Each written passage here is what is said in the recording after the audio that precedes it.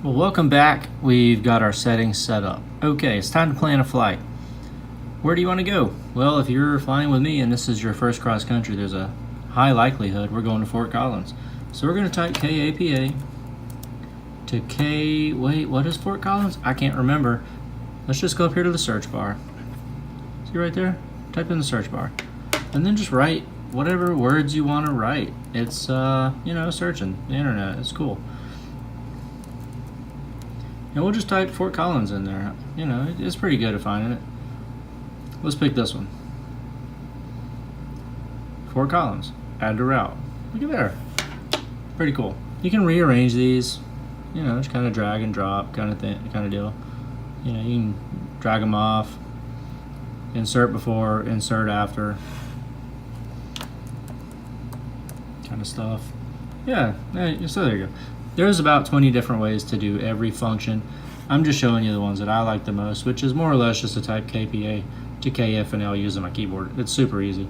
And I'm using my the keyboard I had attached to the computer there, but you can do it however you want to do it.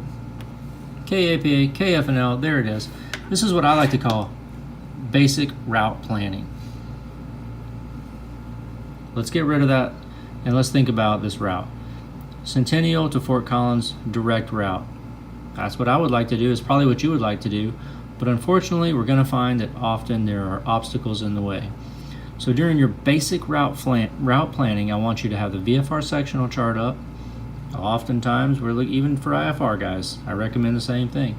And what we want to do is more or less look at some of the considerations that might affect our planning. In this case, what might seem obvious to you is the Denver Class Bravo airspace. We're not going to fly around at 7,500 feet, all day, every day, especially not 6,500 feet. That's just ludicrous, right?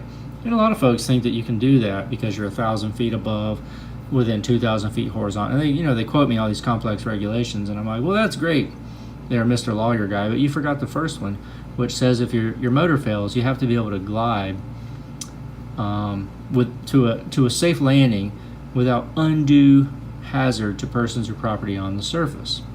Well, I would argue that if you're 1,000 feet over downtown Denver, you're not gliding out of Denver. I'm just going to go ahead and throw that out there. So that's pretty irresponsible in my opinion. Here's what we're going to do. We're just going to drag this guy over here, and let's go over here. I'm just going to drop it on this point right here. You see that it's trying to guess what I want, right? It's got points, it's got airports, it's got nav aids, it's trying to think what I want. But anyways, I really did just want this random location. I'm going to select it. Okay, we're going to drop a point right there. Now the cool thing is by doing that, I can go westbound. I can stay well below the Class Bravo. I can climb out to 8,500 feet, which is a nice westbound altitude.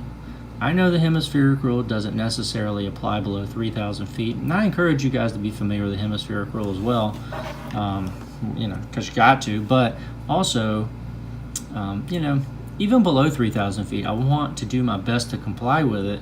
Just know that below 3,000 feet, the FAA realizes you may be maneuvering the airplane to land or something like that, right? The spirit of the law is such that if you're going west, try to be on an even plus. If you're going east, be on an odd plus.